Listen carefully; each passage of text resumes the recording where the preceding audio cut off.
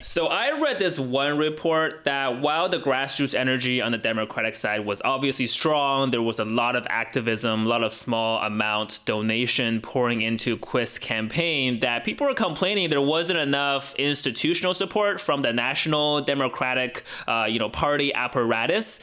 Some would even argue that the party just wasn't willing to spend money or support on this pretty long shot district, but had they done it, they might have pulled this one off. And this could really dampen a lot of the grassroots energy and activism that really has begun the moment that Trump was elected. It got a lot of people's hopes up. I got my hopes up as I was watching this race unfold throughout the week. What do you think? Did you hear any similar type of discontent out there from the grassroots level? Well, Kevin, I absolutely heard a lot of grassroots discontent, especially on Twitter. I was, tweeting live into the election returns and actually angered two sets of different kinds of voters. I angered a good set of regular Trump voters, as you might expect given my enthusiasm on Twitter. But I also irked a few folks who fall on the leftmost side of the Democratic Party. The folks who are hardcore, Democratic socialists, or folks who were really, really hard into Bernie Sanders' revolution message. Now,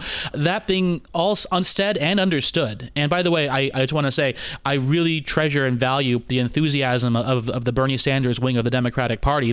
They are young, they are the party's future, and we need to march hand in hand with them and go forward and retake the House in 2018. But I do personally disagree with much of their assessment that there wasn't enough institutional support. Now, Quist, of course, ran, and I think smartly, as an anti-establishment candidate. So why would his campaign or Quist himself want to actually attach himself to that establishment by asking like a Tom Perez or someone like that to actually come and campaign with him? I think, a big wet kiss from national big, Democratic bad people, in the minds of many of these Montana voters could very well be a bad thing. Again, money and support, I don't think, was the issue with the Quist campaign. So, my mother and my stepfather, they're in the railroad union. They live in Great Falls, Montana. The railroad union endorsed Quist. My cousin, his union, he lives in Missoula, endorsed Quist, right? The firefighters union endorsed Quist, and so Quist had tons of institutional Democratic support, maybe not from the National Party,